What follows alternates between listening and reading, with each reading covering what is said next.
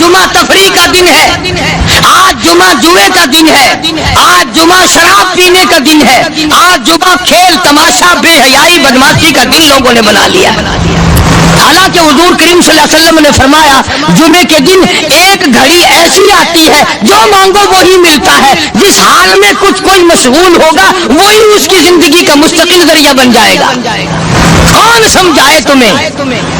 کس کے اندر طاقت اور جرت ہے کہ قوم کے دھارا پھیر سکے اور قوم کے رخ کو پھیر سکے؟ کون؟ دوستو، قاری حنیف ملتانی صاحب رحمۃ اللہ علیہ کے آج کے بیان کا عنوان ہے جمعے کی فضیلت، اور بھی بہت ساری باتیں، بیان کو توجہ کے ساتھ سنیں، انشاءاللہ تبارک و تعالیٰ بہت فائدہ ہوگا، اور زیادہ سے زیادہ شیئر بھی کریں۔ آئیے بیان کو سنتے ہیں۔ آج جمعہ تفریح کا دن ہے، آج جمعہ جوئے کا دن ہے، آج جمعہ شراب پینے کا دن ہے، آج جمعہ کھیل تماشا بے حیائی بدماشی کا دن لوگوں نے بنا لیا۔ ایک ہمارا ماحول ہے، آپ ذرا توجہ فرمائیں۔ جمعے کے دن فلموں میں رش ہے، جمعے کے دن سینما کے ٹکٹ کا رش ہے، جمعے کے دن VCR بہت زیادہ چلتے ہیں، جمعے کے دن ٹیلی ویژن پہ بڑا رش ہوتا ہے، جمعے کے دن بدماشی ہے، جوا ہے، بے حیائی، زیادہ سے زیادہ بے حیائی جمعے کے دن ہوتی ہے۔ حالانکہ حضور کریم صلی اللہ علیہ وسلم نے فرمایا جمعے کے دن ایک گھڑی ایسی آتی ہے جو مانگو وہی ملتا ہے، جس حال میں کوئی مشغول ہوگا وہی اس کی زندگی کا مستقل ذریعہ بن جائے گا۔ کون سمجھائے تمہیں؟ کس کے اندر طاقت اور جرت ہے کہ قوم کے دھارا پھیر سکے اور قوم کے رخ کو پھیر سکے؟ کون پھیر سکتا ہے؟ اس لیے قرآن کریم نے بار بار للکارا اور فرمایا افلم یہد لہم کم اہلکنا قبلہم من القرون، کرنے والوں، بدماشی کرنے والوں، بغیرت کمینوں، بعد آؤ، جب میرا قہر جوش میں آئے گا پھر ایک دو کو نہیں، پھر بستی کی بستی، ملک کے ملک اجاڑ کے رکھ دوں گا۔ افلم یہد لہم کم اہلکنا قبلہم من القرون،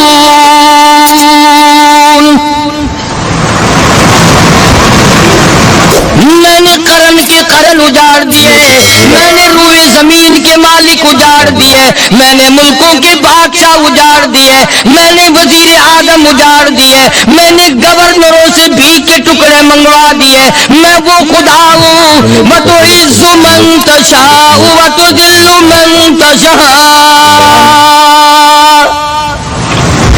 بیدک الخیر انک علی کل شیء قدیر۔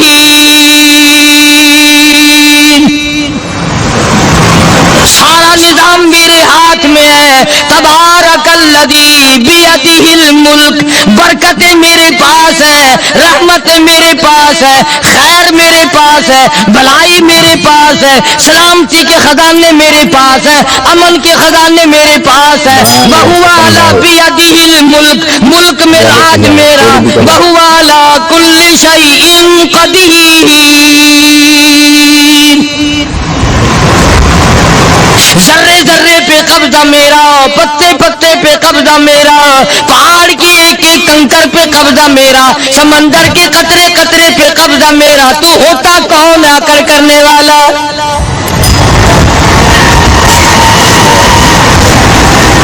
غور نہیں کرتے، سوچتے نہیں ہے کہ کلام الہی ہمیں کیا بتانا چاہتا ہے۔ جناب عثمان رضی اللہ تعالیٰ عنہ فرماتے ہیں اور لوگوں، میں نے ساری زندگی گزار دی، اسلام کے بعد جس دن سے میں نے کلمہ پڑھا آخری دم تک کوئی جمعہ ایسا نہیں، کوئی جمعہ ایسا نہیں گزرا اللہ کے نام پر میں نے ایک غلام خرید کے آزاد نہ کیا ہو۔ پہلے لوگ بھی جمعے کے دن درود پاک کی کثرت کرتے تھے، خیرات کیا کرتے تھے کہ 8 دن کا کفارہ ہو جائے، اللہ تبارک و تعالیٰ راضی ہو جائے۔ آج کے دن قیامت آئے گی، نہ جانے میرا کیا حال بنے گا، کن لوگوں میں میرا شمار ہوگا۔ مدنی کریم صلی اللہ تعالی علیہ وسلم کا دربار لگا ہوا ہے، مجلس ہے آقا مدنی صلی اللہ علیہ وسلم کی. وہ کتنے مقدروں والے جوان تھے جو اپنے محبوب صلی اللہ علیہ وسلم کی مجلس میں بیٹھتے تھے. وہ کتنے خوش بخت اور خوش نصیبے والے لوگ تھے جو اپنے آقا کے سامنے بیٹھتے تھے. حضور کریم صلی اللہ علیہ وسلم نے فرمایا مجھے 3 چیزوں سے بڑی محبت ہے, 3 چیزیں بڑی پیاری لگتی ہیں, 3 چیزیں دنیا میں بڑی مرغوب ہیں مجھے. فرمایا ایک نماز میری آنکھوں کی ٹھنڈک ہے. سرکار کی پسندیدہ بات سنو, فرمایا نماز میری آنکھوں کی ٹھنڈک ہے. جو نماز پڑھتا ہے وہ میری آنکھوں کو ٹھنڈا کرتا ہے, جو نماز نہیں پڑھتا کیا مطلب وہ مجھے رنج دیتا ہے. اور جامع ترمذی میں ایک حدیث موجود ہے, ارشاد ہے حضور کریم سب کہہ دو صلی اللہ علیہ وسلم کا, فرمایا کہ ہر پیر کے دن, ہر جمعرات کے دن ہر امتی کا نامہ اعمال میرے سامنے پیش کیا جاتا ہے. ہر امتی کا اعمال نامہ سرکار کے سامنے کر دیا جاتا ہے. تیرے فلاں امتی کا یہ عمل ہے. ذرا مسجد میں بیٹھے ہو, قبلے کی طرف منہ کیے بیٹھے ہو, لوگوں سوچو تو صحیح ہمارے اعمال نامے دیکھ کر آقا کو کتنا رنج ہوتا ہوگا. ہمارے کردار دیکھ کر, ہماری روسیائی کو دیکھ کر آقا کو کتنا رنج پہنچتا ہوگا صلی اللہ علیہ وسلم. ارے ہم نے حضور کی ذات اقدس کو رنج پہنچایا, پریشانی پہنچائی, تکلیف پہنچائی. پرواہ نہیں کرتے نمازوں کی, نوجوان بھی بوڑھے بھی حج کر کے بھی نماز پڑھتے لوگ. اور اب تو ویسے بھی دانا بینا لوگ ہیں. تو آپ نے ارشاد فرمایا کہ میری آنکھوں کی ٹھنڈک نماز میں ہے. 3 چیزیں مجھے پیاری ہے پوری دنیا میں, 3 چیزیں پسندیدہ ہے میری. سب سے پہلی فرمایا نماز میری آنکھوں کی ٹھنڈک ہے. قرۃ عینی فی الصلاۃ او کما قال النبی صلی اللہ علیہ وسلم. فرمایا جس آدمی, جس امتی کا یہ دل کرے کہ میں نبی کی آنکھ ٹھنڈی ہو, اسے چاہیے کہ نماز پابندی سے پڑھے. دوسرا فرمایا وفادار عورت مجھے بڑی پسند ہے. حضور کریم صلی اللہ علیہ وسلم نے فرمایا وفادار عورت, ہائے ہائے ہماری ماؤں سے زیادہ وفادار کون ہوں گی. جناب عائشہ صدیقہ رضی اللہ تعالیٰ عنہ فرماتی ہے کالی کملی والے کے گھر میں 3 مہینے چولہے میں آگ نہیں جلتی تھی.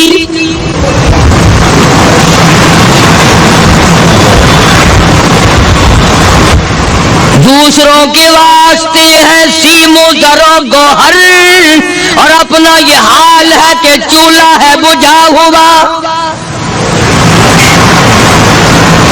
جناب عائشہ صدیقہ رضی اللہ تعالیٰ عنہ فرماتی ہے ہمیں 24 گھنٹے میں ایک پانی کا پیالہ اور ایک کھجور کا دانہ ملا کرتا تھا.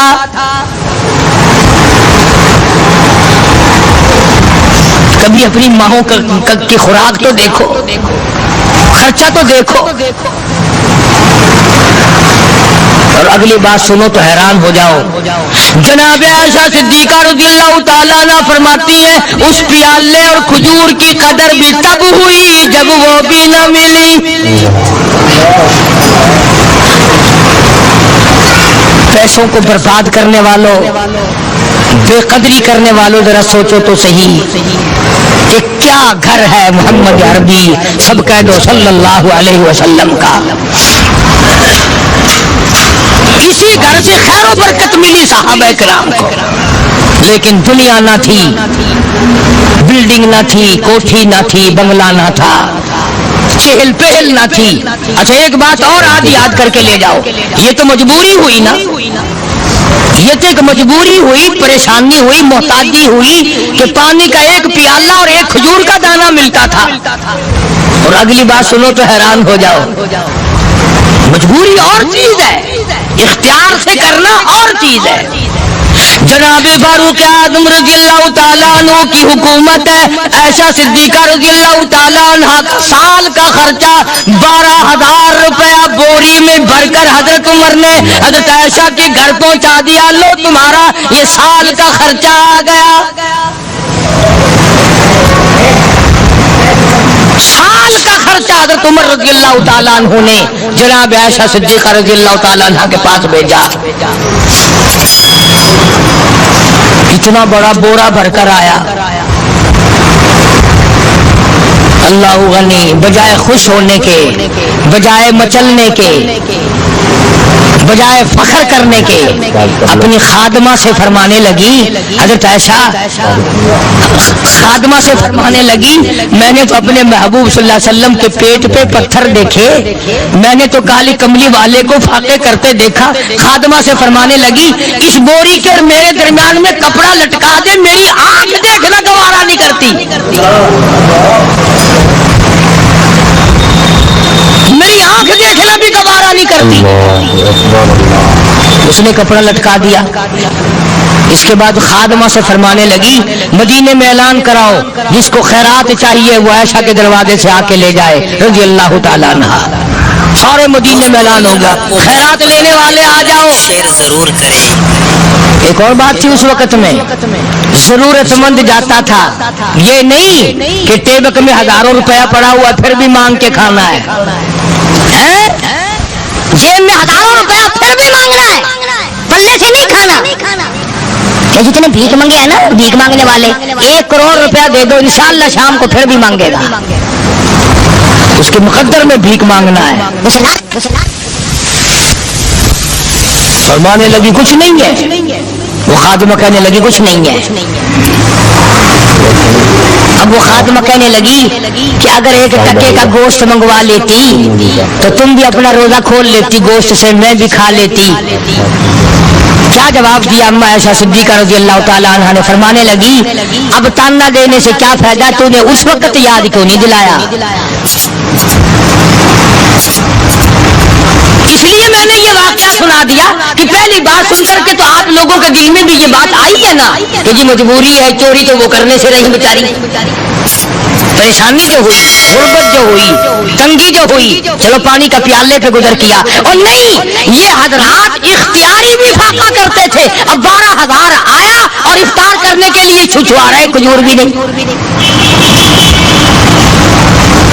اور ہم تو خدا جانے کب کب تک کا انتظام سوچتے ہیں، پوتے پوتیوں تک کا انتظام جب تک نہ کر لیں اور اولاد در اولاد تک کا انتظام نہ کر دیں، اس وقت تک ہماری تسلی تو ہوتی نہیں. اسی کو مجذوب نے بڑے عجیب طریقے سے سمجھایا، کہتا ہے کہ آنے والی کس سے ٹالی جائے گی، آنے والی کس سے ٹالی جائے گی، اور جان ٹھہری جانے والی جائے گی، روح رگ رگ سے نکالی جائے گی، تجھ پہ ایک دن خاک ڈالی جائے گی. تیرے رشتہ دار عزیز اقربا دھڑا دھڑ مٹی پھینک کے ایسے آئیں گے گویا تجھے پہچانتے بھی نہیں. بڑی بڑی عجیب باتیں کہی مجذوب علیہ رحمت نے. اللہ کی رحمت نازل ہو اس کی قبر مبارک پہ آمین کا. کہتا سب کی سب ہے راہ روے کوئے فنا، سب چل رہے ہیں فنا کی طرف. اب یہ جو ہم لوگ بیٹھے ہیں نا، خوش ہو رہے ہیں، میری 50 سال عمر ہو گئی، میری 60 سال عمر ہو گئی، میری 40 سال عمر ہو گئی، میری 30 سال کم عمر ہو گئی. اور اصل بات ہمارے دماغ میں اپنے آپ کو آخرت کے لیے جس قدر ممکن ہو سکے تیاری کریں. آج کل بڑی رات ہے، سویرے اٹھو، کم سے کم صبح شام ہر آدمی 1 تسبیح درود شریف کی، 1 تسبیح استغفار کی اور 1 تسبیح تیسرے کلمے کی، یہ تو کم سے کم ہو ہی جائے. بکواس کرتے سو جاتے ہیں، بکواس کرتے اٹھ جاتے ہیں، بلا ہے کوئی زندگی کا معاملہ؟ اللہ سے معافی مانگتا سو جا اور معافی مانگتا اٹھ جا. خدا کی قسم اللہ کا دریائے کرم جوش میں آئے. تو یہ ساری چیزیں میں نے لیے عرض کی، تو وقت پورا کرنے والا حساب نہیں کہ نہ جانے کس کو توبہ کی توفیق ہو جائے. کم سے کم ان 3 تسبیحوں کو ہر مرد عورت لازمی پکڑ لے. 1 تسبیح درود شریف کی، 1 تسبیح سبحان اللہ والحمدللہ ولا الہ الا اللہ واللہ اکبر ولا حول ولا قوت الا باللہ العلی العظیم، اور 1 تسبیح استغفر اللہ الذی لا الہ الا هو الحی القیوم واتوب الیہ، یا استغفر اللہ ربی من کل ذنب واتوب الیہ، اور 1 تسبیح درود شریف کی اللہم صلی علی سیدنا مولانا محمد وعلی آل سیدنا مولانا محمد مبارک وسلم وصلی علیہ. جب 1 مرتبہ درود بندہ پڑھے گا 10 بار اللہ کی رحمت آئے گی، 10 گناہ معاف ہوں گے، 10 درجے بلند ہوں گے، 10 خطائیں معاف کر دی جائیں گی، تو کتنا بڑا اجر ہے۔ خصوصاً بوڑھوں کو چاہیے کہ وہ گپوں میں اپنا وقت خراب نہ کریں۔ خدا کی قسم قبر میں جانے کے بعد تجھے ایک سانس کی مہلت ملے گی۔ پر مجھے اس بات کا افسوس ہے کہ آپ لوگ پورا مضمون سننے کی کوشش نہیں کرتے، بلکہ بعض لوگ بالکل اخیر میں سر سے، ایک ہے جمعے کی فضیلت حاصل کرنا، ایک ہے جمعہ پڑھنا، ایک ہے سیرو لہاؤنا، اس میں بڑا فرق ہے۔ ایک ہے سر سے اتارنا اور ایک ہے اس کی فضیلت کا حاصل کرنا۔ حدیث پاک میں آتا ہے کہ جمعے کے دن فرشتے دروازے پہ کھڑے ہو کر کے حاضری لگاتے ہیں۔ ہاں، اللہ صاحب مل کی ٹیکسٹائل مل کی حاضری کا تو پتا ہے، مسجد کی حاضری کا کوئی پتا نہیں۔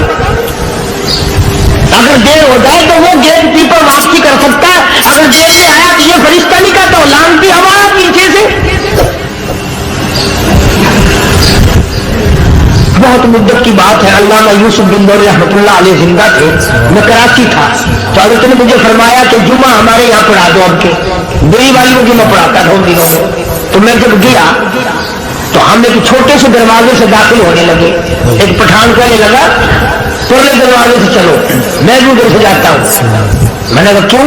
کہنے لگا فرشتہ ادھر رجسٹر لیے کھڑا ہے، تم ادھر سے گھس جاؤ گے تمہارا حاضری نہیں لگے گا۔